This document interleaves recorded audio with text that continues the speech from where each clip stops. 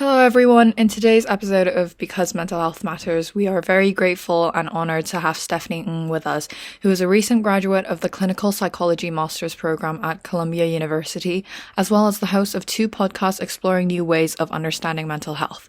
Without further ado, we would like to pass the time to Stephanie.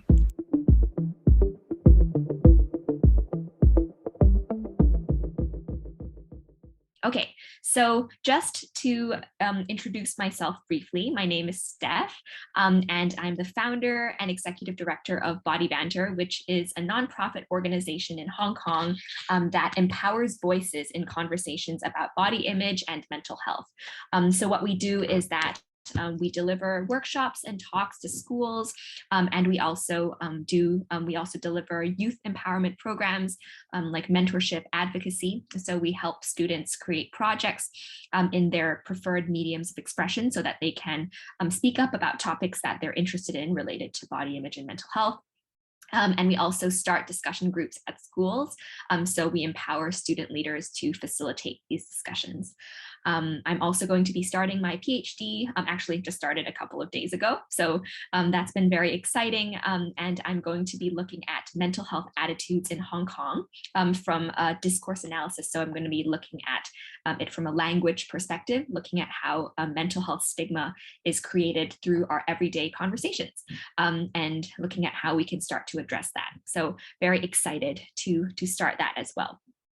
And I will definitely share more about why I took the career path that I did. Honestly, it was a very organic process, but I'll share a little bit more about how I got to where I am today, and I'll share the details, but in a nutshell, why I'm here today is because I have a personal story to tell that's related to mental health. I personally struggled with mental illness in my teens, and I think that in my recovery, it's been a very healing and exciting process to be able to explore the different aspects of mental health and the reasons why we think certain ways, and to interact with other people in the mental health space. So that's in a nutshell why I'm here and why I'm so passionate about issues related to mental health.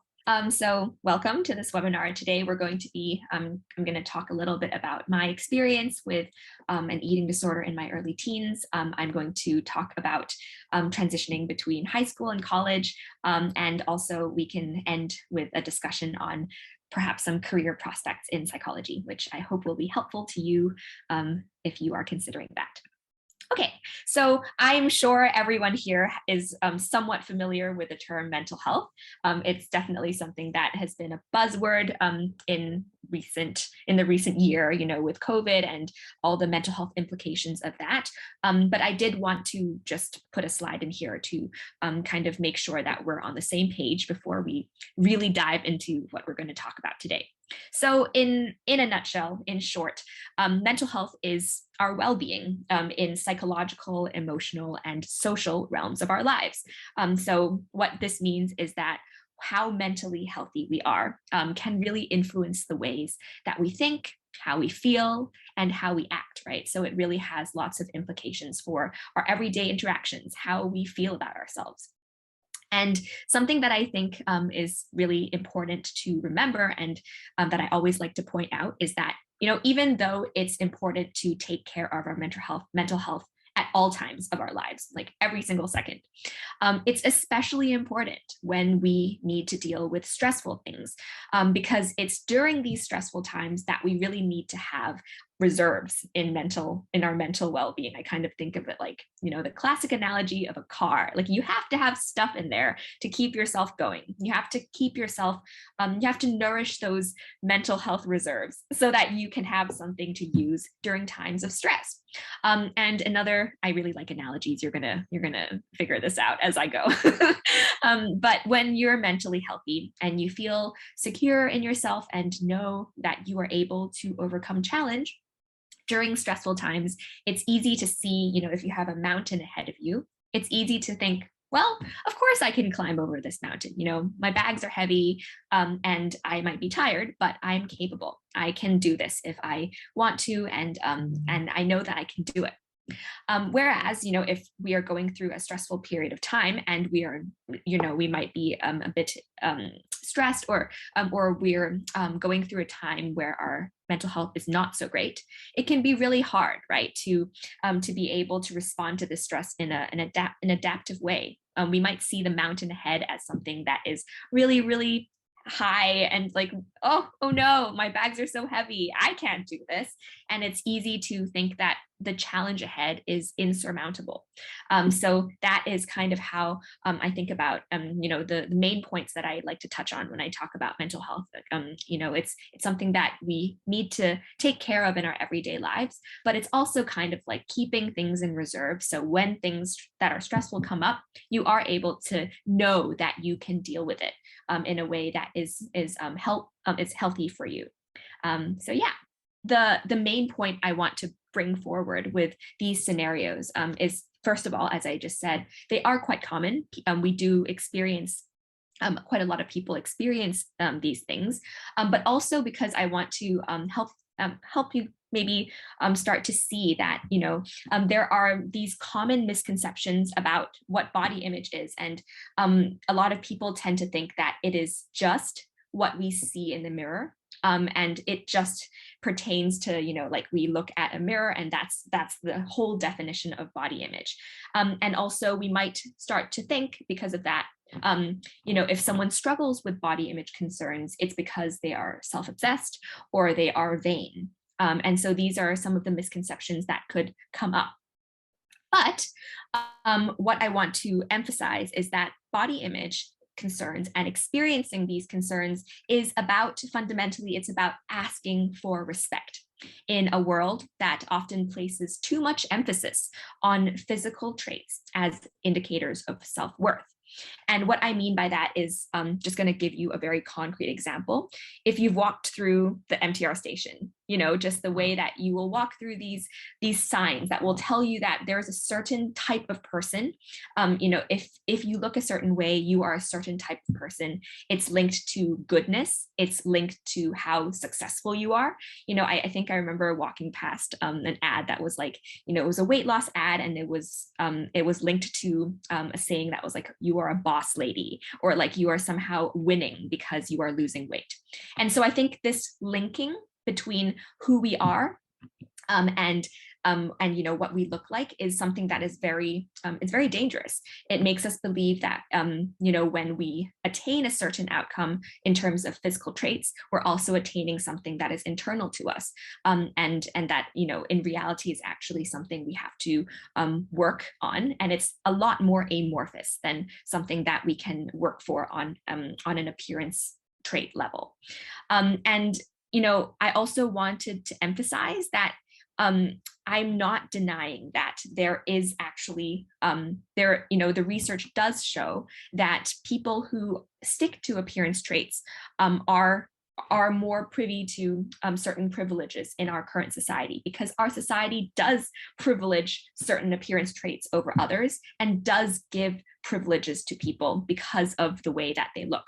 And so I'm not saying that people who try to strive for certain appearance outcomes, or people who aren't able to meet those or don't want to meet those appearance outcomes, don't experience difficulties. And that's exactly why a lot of us fall into that trap. Instead of saying that, anyone who tries to change their appearance is just being vain, or just dispelling the fact that, or not acknowledging the fact that it can be, there can be advantages to looking a certain way or trying, because our society is built that way. I just want to offer another perspective, which is that even though there is that privilege, why does that privilege exist? Like, what is it that creates this kind of this societal atmosphere where people believe that there are linkages between morality and physical appearance? What the research also does show is that although when we change our bodies, we may temporarily experience positive outcomes, such as experiencing social acceptance or people approving of us, and we may experience these very realistic positive outcomes. In the long term, when we start to internalize these messages that we can only be happy when we look a certain way, we can experience in the long-term negative mental health outcomes, such as poor self-esteem, depressive symptoms, and anxiety. And this is because when we, even though there are very real positive outcomes in the short term, we aren't actually getting to know ourselves or getting to know our worth in the long term. And so this is, just in summary to say that not dispelling the short term positive consequences, but also considering what could happen to us in the long term. And that's that's something that I think is important for long-term mental health as well, because there are definitely short-term gratifications that we can get from performing certain actions. This is something to think about when we think about these these large-scale societal factors that can influence how we feel about ourselves, short-term and long-term consequences. And also something I'm really passionate about is bringing in the cultural landscape when we talk about body image, right? Because in Hong Kong, we tend to have this very go, go, go energy. And we tend to want to perform certain traits like competitiveness or, success. And we want people to be able to applaud us for these things. So I think with the linkage between morality and physical appearance, this kind of linkage can be particularly dangerous in our cultural context because we do so desperately want to be able to show up in that way for other people or to perform these traits. And so I think it's not to say that it's not as serious in other places, but I do think that this link can be particularly harmful in our cultural context. So yeah, let's definitely have more of a conversation on that. But I'm going to stop share for now because I am going to share a little bit from a personal perspective and tell you a little bit from just now I talked a lot about these large societal things that are quite conceptual in nature. And these are just big frameworks for you to consider. But I want to share something that is more personal and help you start to contextualize, what body image concerns and an eating disorder can look like at a very personal level. So as we were saying just now, when you start to link morality and physical appearance, that means that, in my teens, for me, that meant that I looked at these signs and these advertisements and listened to the messages from the media. And I realized that I was like, oh, I'm experiencing so much uncertainty right now. And I'm very nervous about what could happen in the future, not sure what I'm going to become, who I am. And I need some kind of stability. I need a sense of stability. I need something to hold on to. And in that time, the feeling of security that I was looking for, I found in a temporary sense in trying to change my body. And that's kind of links back to what I was saying earlier, which is that I was able to find a sense of security in controlling my body at first. And that is an undeniable fact. That is, why do people resort to dieting and weight loss? Because it does provide that temporary sense of stability and security. But, I think that what I've realized afterwards, as I started to continue on the path of relying on controlling my body to find a sense of self-worth, the more I started to see that my world was becoming more narrow. As I started to rely more on controlling my eating patterns and my exercising patterns, I started to feel that these things were starting to define me. People were starting to see me as someone who was always in the gym, always ate a certain way. And so, ironically, the more I wanted to explore, just new parts of myself, the more I was actually denying myself of that experience because I was putting myself in boxes. I was like, oh, I'm getting praised for this, so I must be good at this, and this is how I should show up for myself, or how I should show up in this world. This is how I can feel accepted and hang on to that feeling of security and stability. And so in my brain, it was kind of like, this just losing weight and trying to control my body is kind of like a fast track to success.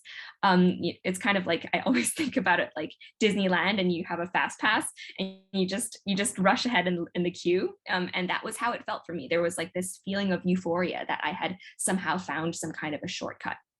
But as I was saying, later on, the mental health outcomes and the consequences of that started to show themselves, because I think the dangerous part of struggling with body image concerns in a society currently, I mean, I think in Hong Kong especially, is conversations about mental health are just not very open. It's hard to talk about our mental health concerns. It's hard to bring up these topics, even in our closest relationships, because there tends to be a generational gap in our family settings, and it's hard to be able to.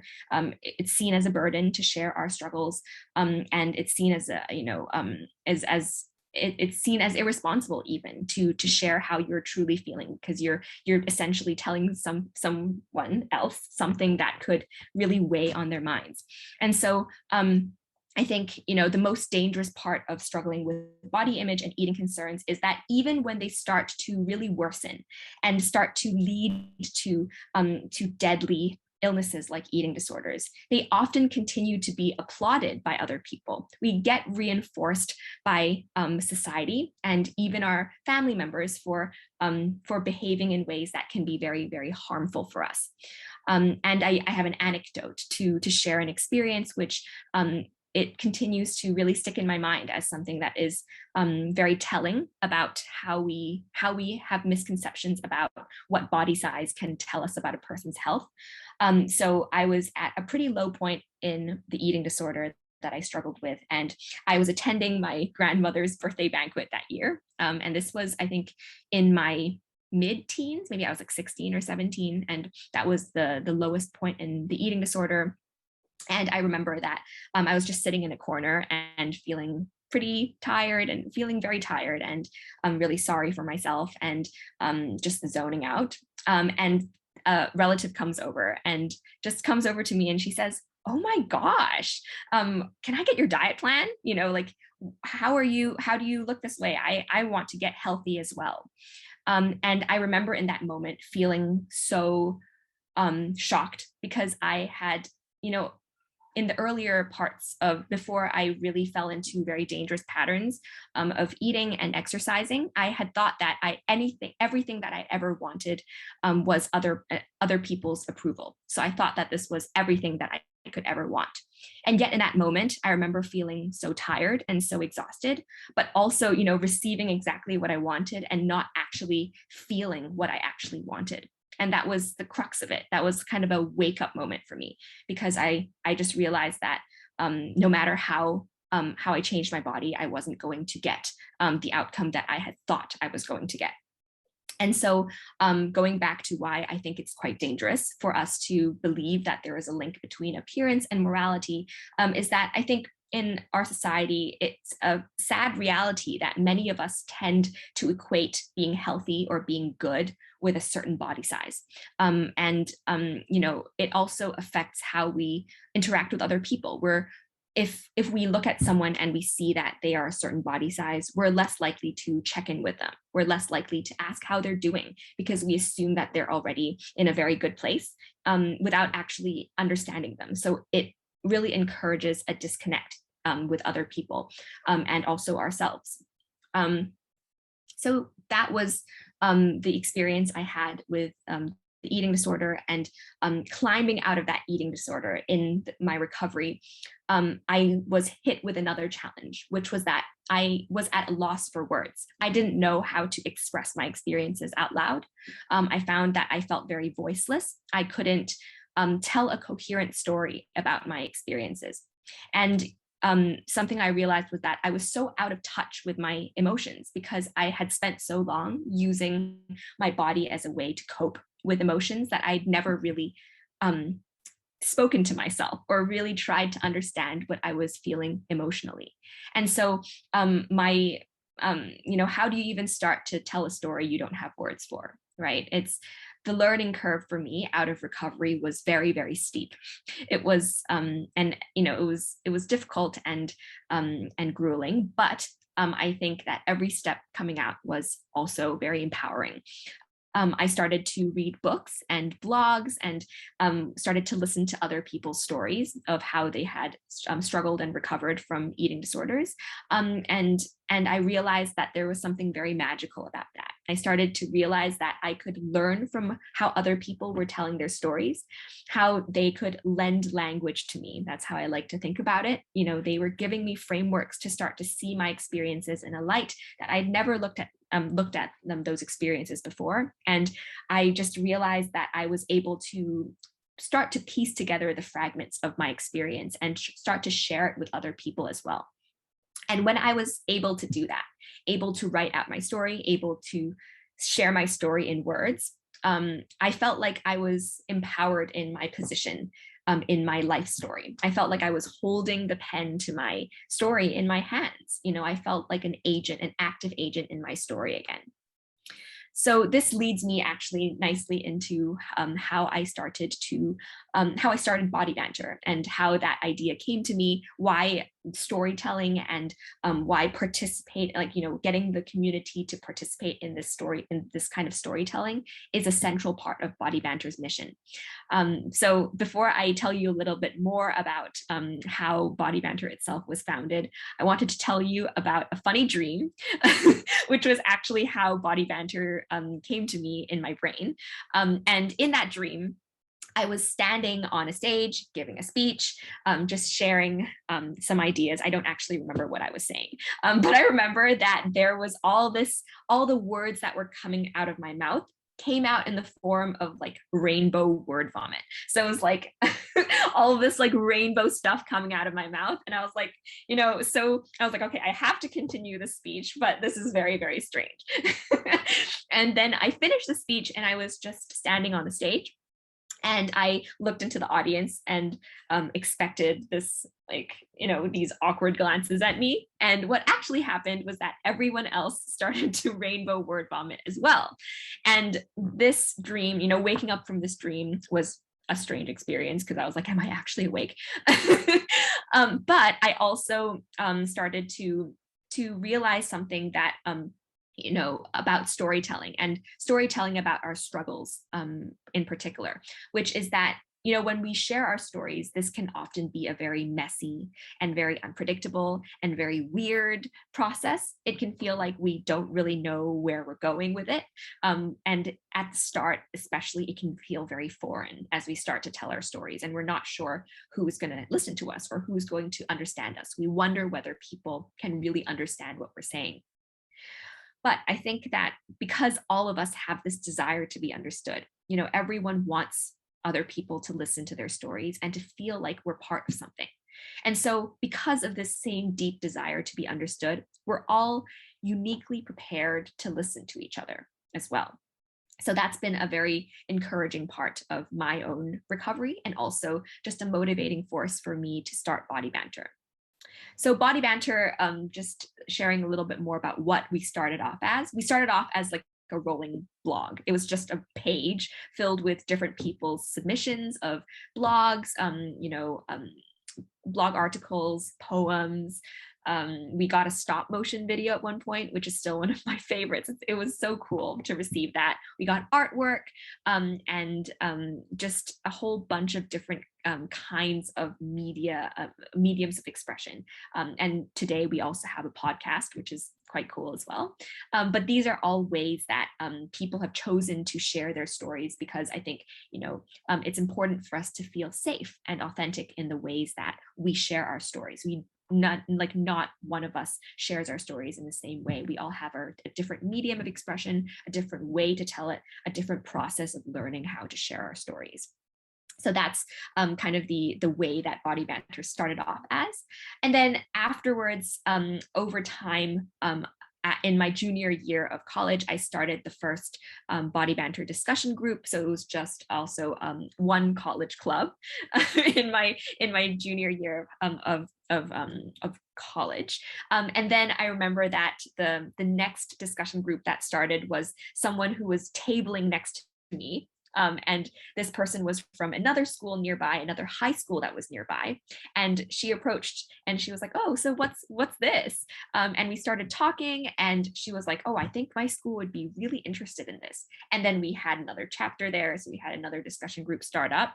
And then afterwards, it was kind of word of mouth and people finding us on social media. And then we just established more discussion groups on different college campuses, different high school campuses. And now we have eight of these discussion groups in 3 countries. And so that's where we're at. And hopefully we're going to keep the conversation going everywhere. But yeah, I think something that was very with Body Banter, starting it was a passion project. It started off as something that I just really wanted to do.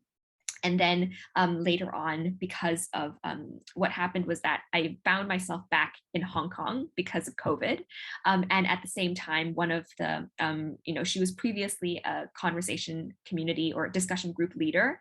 And she was in Canada before, but she also found herself back in Hong Kong. Her name's Natalie, so shout out to her. And now she is our program director. And she has been the most, she has shown up so much and co-created Body Banter as it is today, into the organization, into the nonprofit organization that it is today. Allowed us to, we've worked together to deliver workshops and talks to different schools, virtually and in person. So that is something that I'm very excited to continue, and I'm just grateful for all the support that she has offered.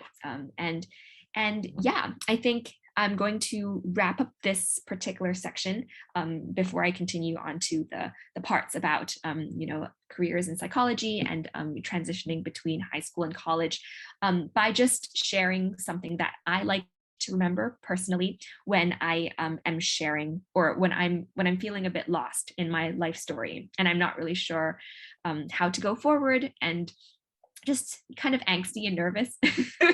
But something that I find helpful is that to remember that our stories don't have to be perfect, or don't have to be, and they don't have to be polished in order to be deserving of being told and being listened to. And the second thing is that when we feel lost in telling these stories, this feeling is not what alienates or distances us from other people, but it's actually what connects us. That feeling of not knowing how to go forward is exactly what is common to the human experience, because everyone feels lost at times. So those are 2 things I like to keep in mind. And going to throw another analogy at you. So imagine you are in a dark cave, and all of us, all of humankind, we're in a dark cave all together. And some of us have dropped our torches on the ground, and some of us don't really know where to direct our torchlight. We're just like, randomly pointing it in different directions to get through. And some of us have torches that don't have battery. And they've just lost battery completely. And something to remember is that even in this chaotic cave, it's not impossible to find our way out, because those of us who have dropped our torches, these torches are on the ground, but they are still emitting some light. So there's still some way to see what is in front of us. And for those of us who don't really know where to point our torches, we kind of like elbow the person in front of us, just a tiny bit in front of us, and we're like, hey, so what's in front? And the person's like, well, I see a rat. And so this person knows like just a tiny bit more, has a little bit more insight into what's in front of us in the cave. And we, it also helps us a little bit. We get a little bit more of a sense of where we're going from this person in front. And then we have those people who have dropped their torches on the ground, right? And for those people who are in the dark, all they have to do is reach out in this darkness and realize that there are lots of arms around us. Actually, we're not alone in the dark. So I just think about this analogy often, because I think, just going back to that reminder, it's feeling lost is a universal experience, and we all go through it. And we are all walking through that same dark, chaotic cave together. And some of us have a little bit more light, and we can lend that to other people around us. So little analogy that I really like.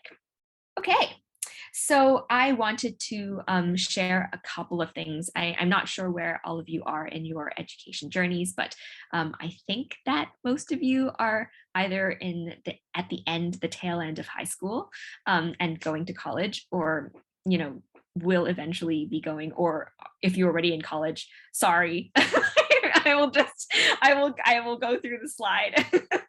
And hopefully maybe you can share more about your experience. It's been quite a how many years has it been since I graduated from I was a class of 2019, so from college. So it's been a while since I was college freshman.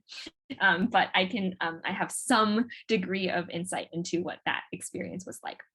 So I'm going to share a couple of things that I've learned. And again, if you are currently in college or have graduated from college and you're here today, feel free to drop in the chat box things that you have learned, and we can all talk about it together.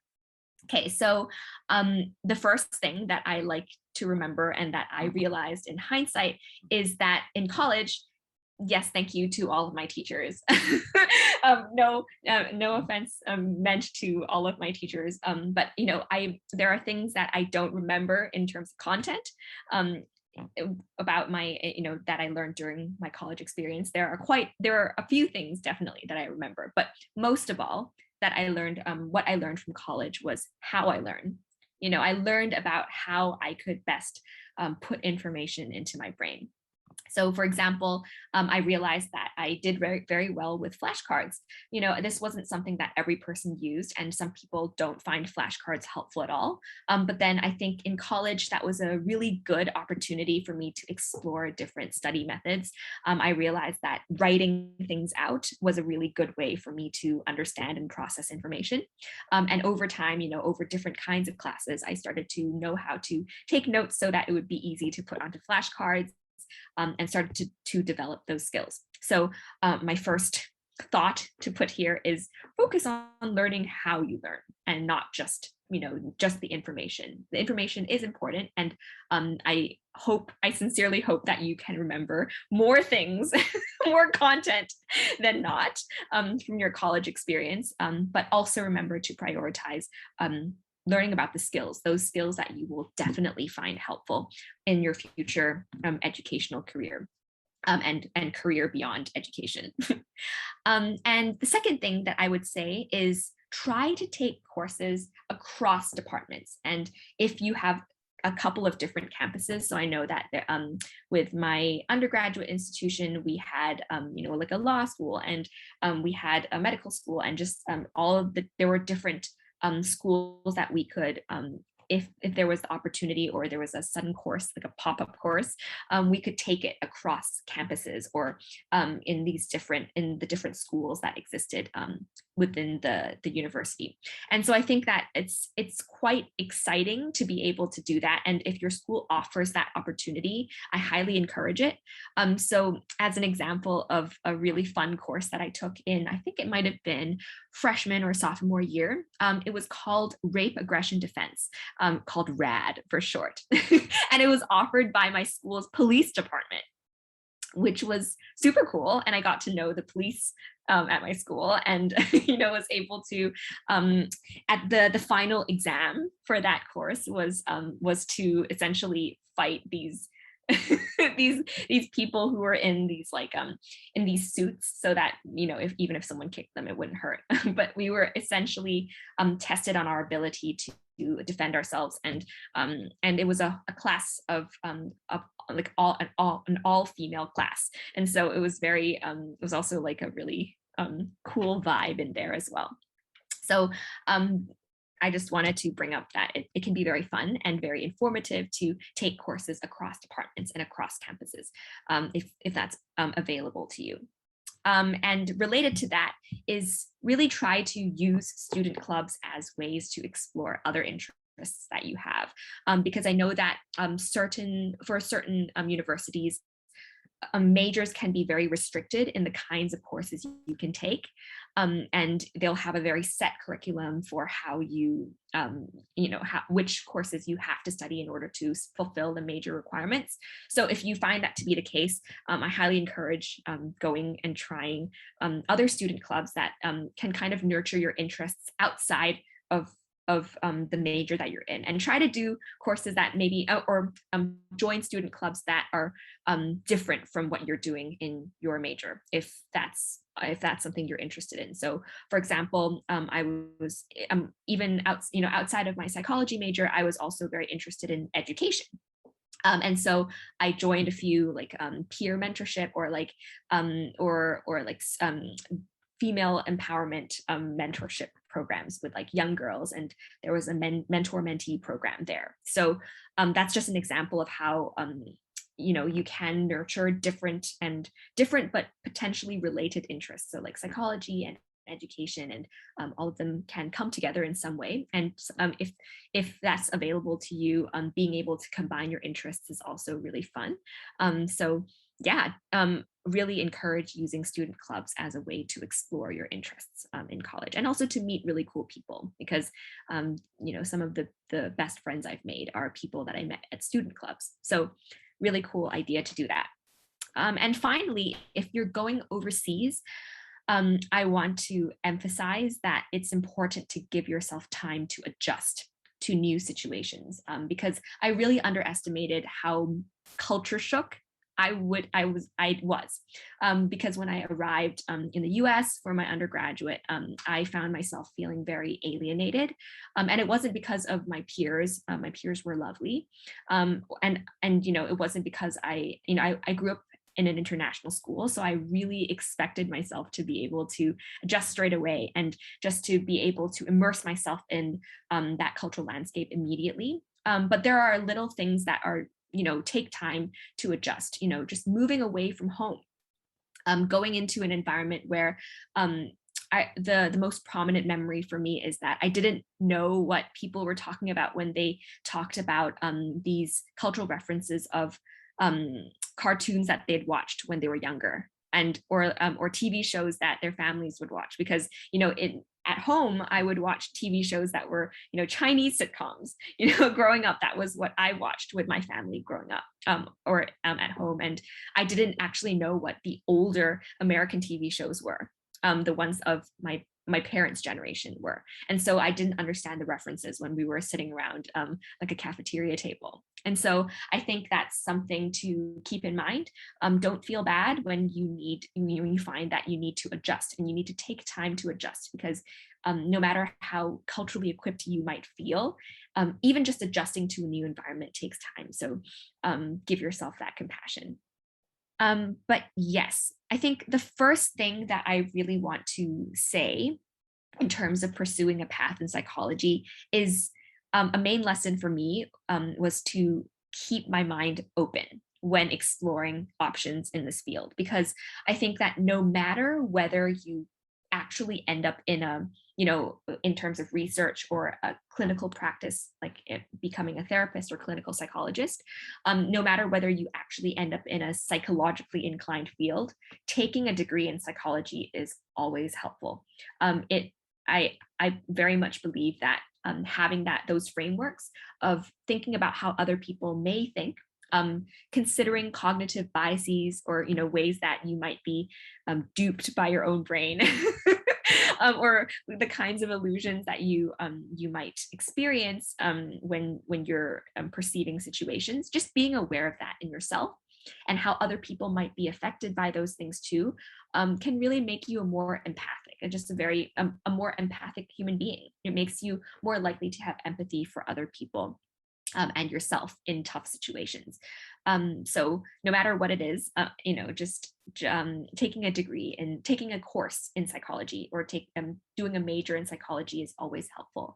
And I think that just not thinking that your degree in psychology will only lead, or can only lead, to either research or clinical practice route. There are many different ways to explore psychology or the field of psychology. And I would say that my path is quite an example for that, because just going and starting just a passion project that later turned into a nonprofit, and doing a PhD not in psychology itself, but like an interdisciplinary degree where I'm looking at mental health attitudes from a language perspective, is kind of a very mixed way of approaching psychology. And I definitely did not end up in the place I thought I would be. I was very much I very much thought that I was going to end up in the clinical psychology and practice route. But over time, I started to develop kind of organic interests in different places. And then I was just taken by the wind.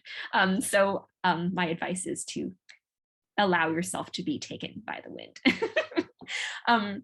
But for those of you who are considering more of the traditional psychology paths, so to speak, I have a few things to say about those paths as well. So if you're considering the research path, so if you're thinking about potentially doing a graduate degree in researching a specific topic in psychology, a social, you want to do research in social psychology, or you want to write papers, or work with professors and publish research findings on topics related to psychology, I would highly recommend, yes, definitely look for more research experiences, join labs in college, but really prioritize finding a good principal investigator, a good professor who can oversee your work. Because no matter how interested you are in the topic that you end up looking at, if no one is there to mentor you, you are going to struggle. And it's going to be a very tough path forward, because you do need to develop skills in the research field, how to use statistical softwares, how to look at a data set, all these kinds of skills that are transferable between different topics, across topics. Those are the things that I would definitely prioritize in, at least, and definitely in an undergraduate level, because once you have those skill sets within those skill sets under your belt, you can explore many different research areas later on. So I would say that, not to say that don't choose a lab that you are deeply interested in, but I would say that if there are two labs, one where the research topic is interesting to you, but there's no one there to supervise you, and one where it's a little bit less interesting and there is someone there to really care about your growth, I would go for the lab that has a more caring supervisor, because that is very important. And especially if, in the case of writing a thesis in your final year, if you find a supervisor that can really take care of you, it can be a big difference as to how enjoyable that process is for you, and whether or not you actually end up pursuing a path in research, if that's something that you enjoy. Because having someone to nurture your passions and to validate your interests is really important if you're going to take a path in research. And yes, just another thing, I have to say that with pursuing clinical practice, I'm not probably because I did end up taking a more research-oriented path, I'm definitely not the most experienced in talking about this. So I can only say, give you more thoughts in terms of my brief experience with interning at a mental health organization, and also, just what I've heard from my peers and friends. I would say that a good place to start to see whether you are interested in pursuing the clinical practice route is to try working in community mental health settings. So that means, being a peer supporter, or being a facilitator of a focus group, or a support group, just trying to interact with other people in the setting and to see what it's like to observe someone else counsel someone. So those are good ways to see whether you feel like you want to be in this role later on. Friends have also told me that it's really helpful to volunteer at a mental health support or crisis hotline, because it's kind of like a very hands-on way of just kind of approaching many different people over the phone, and having that exposure to counseling, to developing your counseling and interaction skills. And there's also peer mentorship programs that can be very helpful, because it's not the same as a clinical encounter, but you do get a sense of how to interact with other people, and how to support someone if they're going through challenging times. So that can be another kind of less intensive way to get your feet wet. And that's something I thought was very helpful for me to determine whether or not I wanted to take this path. And yeah, so all this is to say, at the end of the day, it is up to you. It's up to you to decide how you want to combine your interests, and how you want to put them together to make something work for you. And to also recognize that it takes time to develop your interests, right? It's not going to be, it's not set in stone by any means. And you have that, you are allowed to switch paths as you go. So just going back to a little bit of my experience with it, I went into grad school not really being sure whether I wanted to take the research or the clinical route, and enrolled in a program that gave me that flexibility to explore both of those options.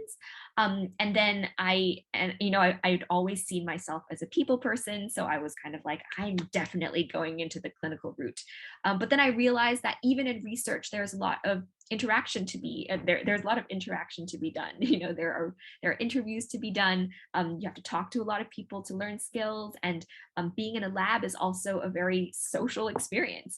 So that's something that I only recognized when I was really on the ground doing the research. And this is all to say, currently being a therapist isn't my goal at this exact moment. But who knows what's going to happen in the future? And maybe I have considered taking a counseling degree and then doing that, and being able to work in a setting that is in a counseling setting, and being able to support people in that way. But that's something that I will look at a later date, and it's not something I'm completely saying no to. So there's a lot of flexibility there, and is what I'm saying. And yeah, that's where I am at the moment, and that is where I shall wrap up. Keep exploring, keep going your way, and all the best in the future. And yes, this was my final slide, which is to trust your gut and know that it's never too late to pursue another area or combine interests. Listen to your gut. And yeah, if there is anything you'd like to chat with me about, burning questions, anything at all, feel free to find me at the Mighty Munchkin. And if you're interested in learning more about Body Banter, we're at Body Banter, and my email is steph@bodybanter.com. So I welcome your thoughts and input. But yeah, I'm going to stop share. So it's I can see what's going on. Thank you for sharing. I did get a question beforehand asking that if you have any tips for people who want to share the experience without triggering somebody. That's a great question, and thank you for that. I would say that there are a few things about telling a story in a safe way that I would put here, which is specifically with eating disorders. I would say that sticking to a no number policy is quite important, and not oversharing details of the mental health experience. So what I mean by that is sharing the overarching what had happened to you, perhaps like in a chronological way, sharing the time points of how you were before your illness, and then how you were during the illness and your recovery curve, but not sharing the explicit behaviors that you engaged in, not giving specific details about people, like identifying details about family members or other people, because this is your story. And definitely, obviously, there are other people involved. But this is to say that this is in order not to trigger or not to bring up details that may be offensive to the other person. Try to speak from your perspective. Try not to overshare. Try to recognize your boundaries as well, because sharing a story is hard, right? So know that you are able to stop when you need to. if someone asks you to share something that you are not comfortable with, or you feel like is asking too much of you, where they might be like, but really, how much did you blah, blah, blah, like, or how did you blah, blah, blah, you can say, sorry, I'm not comfortable sharing that. And that is totally okay and is not rude. So that's what I would say. Yes, I see a question, which is, do you have any advice on helping a friend go through mental health struggles, especially pressure related to social media? Yes, thank you. Thank you for asking that. I would say just on the helping a friend go through mental health struggles, and I'll touch on social media specifically in a bit, but I would say that sometimes, and often is the case, the person is looking for someone to listen to them. It's more so companionship and knowing that they're not alone. And oftentimes the person is not looking for advice. And advice, as well intentioned as it may be, can be patronizing if it comes from, it's like, oh, you should have done this, or you should do this.